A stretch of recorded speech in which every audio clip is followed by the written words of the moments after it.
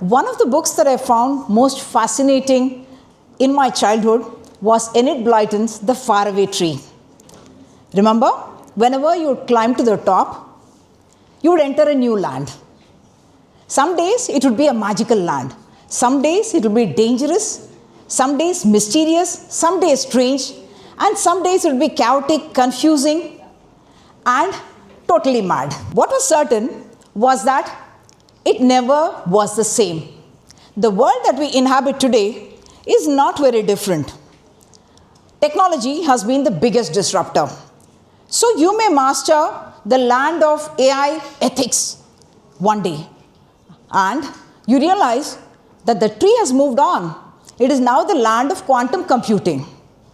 So we talk about the Rip Van Winkle effect, that if you sleep for about 20 years and you wake up, the world is unrecognizable. That time frame in today's world has actually shrunk very conservatively from about 20 years to 20 months. Actually, we are in an age of constant updating, because of which you take a nap, you wake up, your favorite app has changed its interface and your workflow is broken. And suddenly, you're looking at a tutorial or forced to look at a tutorial that is telling you what's new in an update that you never asked for. I have been, for 36 years, I've been a journalist. I started my journey as a journalist at the Times of India in Delhi. There is not a single computer in the newsroom. Reporters used to be punching out their stories on Remington typewriters, and editors would correct the copy with pen on paper. There is no internet, no search engines, no Google, and therefore even to verify a simple fact, you could take hours together sitting in the library, news library, physical files, sifting through a lot of information. The skills and the tools that were considered essential for a journalist those many years ago, many of them could be redundant. They are footnotes in history. Because with a simple single prompt, generative AI tools like ChatGPT and Gemini can produce grammatically impeccable, context-aware content for any platform, news report, digital, social media, and within seconds. So if a machine can write better, faster, and cheaper, why do you still need a human journalist? I'll tell you many reasons why. When I report, I don't just report, I bring a human lens to it. There's an ethical compass. AI is like a factory. It produces standard templates, it's churning out standard template at a record speed. Whereas a journalist is like designer, works like a designer. You bring in, weaves in a unique signature into every story. But my work so much now is not about writing. It's about judgment and about context, because we are in a world where we are drowning in a lot of information. It's an information overload. And we are being bombarded with billions of pieces of data everywhere on hundreds of platforms, in fact.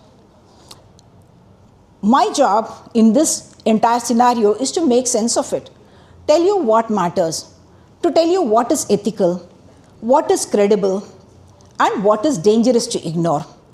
AI can produce content and at speed, but it doesn't know what is ethical, who to trust, and it doesn't know what the effect of a story may be on an individual or on society.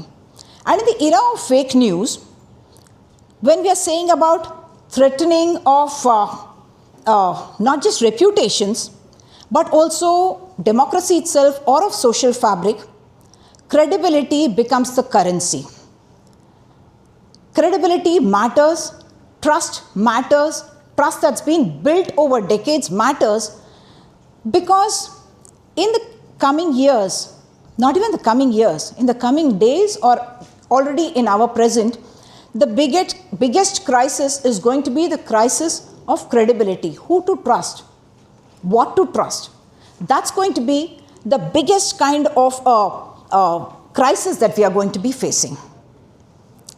So in this kind of a world where we're talking about the industry has changed. So did the skills disappear? No. It evolved in value. That's what happened. In the world of technology, the delta, the change that we talk about, is much more ruthless. Coding was once considered a secure livelihood option. It was a livelihood skill. But today, even before you can graduate with some expertise on some technology, it has become obsolete. It's like the goalpost keeps moving and you are on a treadmill which is continuously accelerating. So if you stop on the treadmill, you will fall off. If you slow down, you will be thrown back. And just to keep afloat, you will need to keep sprinting. Staying ahead of the curve, you will have to be the fastest runner in the world. Fastest runner in the world, technologically speaking. So, skills are going to become irrelevant. Industries are going to vanish. Jobs are going to transform. So, what is the real question? The real question is, if skills come with an expiry date, something that you are struggling to now acquire, those skills, what is going to be the answer? Here, I'll take you to a real life story. More than 50 years ago, a young man went to an all India radio station to audition to become a newsreader. He had a deep baritone voice. He was rejected. Your voice is not suitable for radio, he was told. That very voice is today instantly recognized and loved by millions across generations. This same man entered Hindi cinema. He was tall, lanky, awkward, serious, and not conventionally handsome. Film after film flopped. Why? Because Hindi cinema at that time was celebrating romance and charm, whereas this man brought intensity, silence, and anger. There was a mismatch between what he was offering and what the world wanted at that time. Till Zanjeer happened. Then the angry young man became a phenomenon. And Amitabh Bachchan, the superstar, was born. So what this means is that rejection doesn't always mean that you are not okay. It could be a timing mismatch. The second part of it is that, young innovators, please note, when something doesn't work, it doesn't work out. It doesn't mean that your idea was wrong, or that it was flawed, or that your product is worthless. It only means, or it sometimes only means, that the world is just not yet ready for you. That is a kind of a situation that we are in. The story of Amitabh Bachchan is not over yet, because he has much more to teach us. At the peak of his stardom, on the sets of the film called Coolie, Amitabh Bachchan suffered an accident and he almost died. The nation held its breath and prayed for him, and he miraculously survived.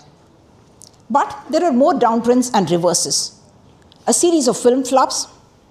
He became a disastrous politician. It was a disastrous political career. There were public controversies.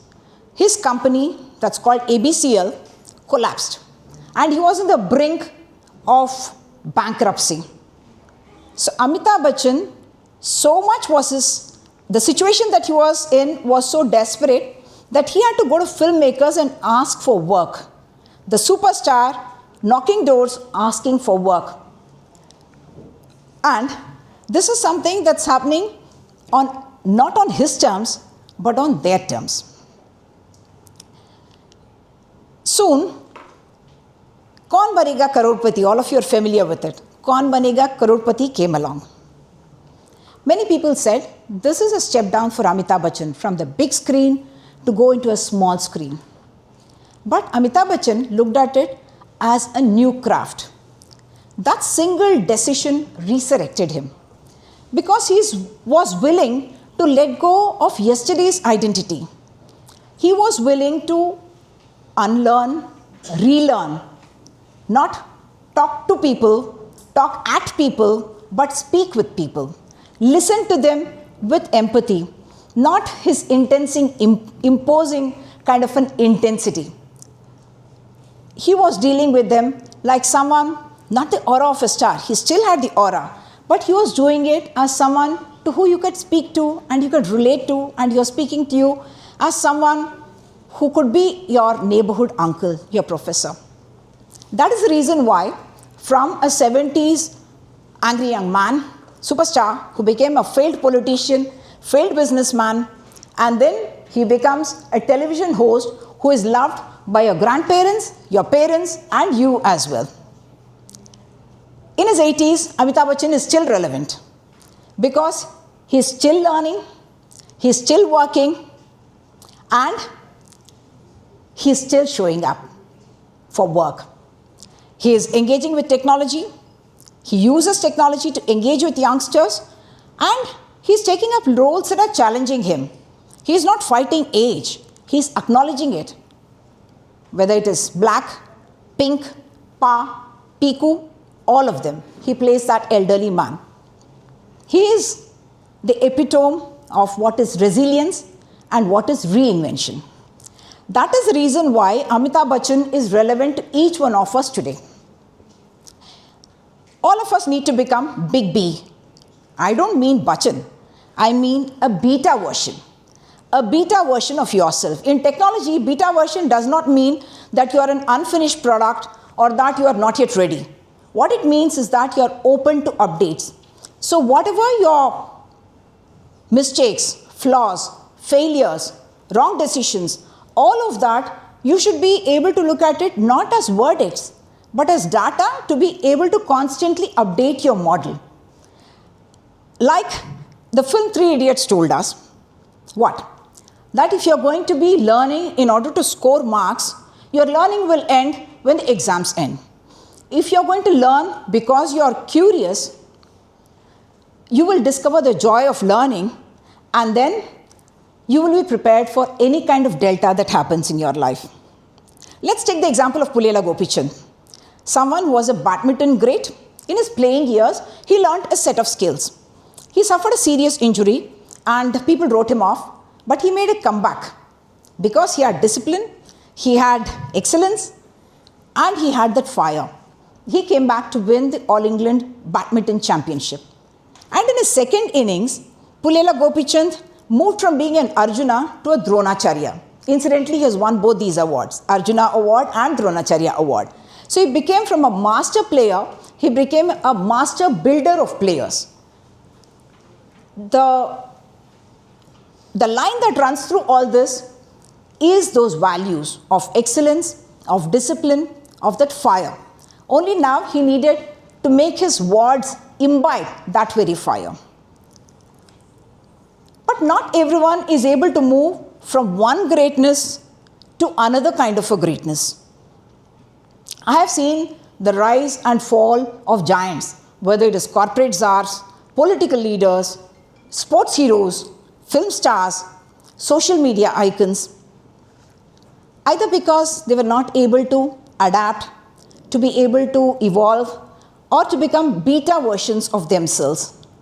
Beta version is nothing else but beta is your willingness to change and evolve, and that is the answer to delta, which is the change that you cannot control.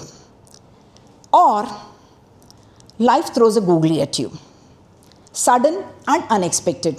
My nephew, brilliant, ambitious, hardworking, enterprising, he was a planner and he scripted his own story, and by 40 he wanted to create a 100 crore empire. He was doing very well until suddenly he got a diagnosis, gastric cancer. Life as he had known so far and he had dreamt suddenly collapsed. His plans had to be put on hold. Every assumption about tomorrow vanished. Life does that to you. Life updates without your permission. And any script that you have written very carefully for yourself is torn apart by life. And the goals that you had been chasing like a mad person, saying, I must get a great job, big pay packet, great designation, all of that starts looking meaningless.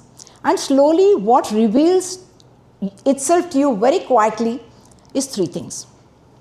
What mattered was your relationships, your health, and your resilience.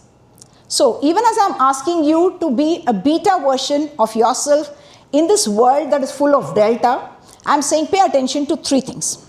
Relationships, whether it's friends or family, because that is the permanent backup in a world that is continuously upgrading and updating itself.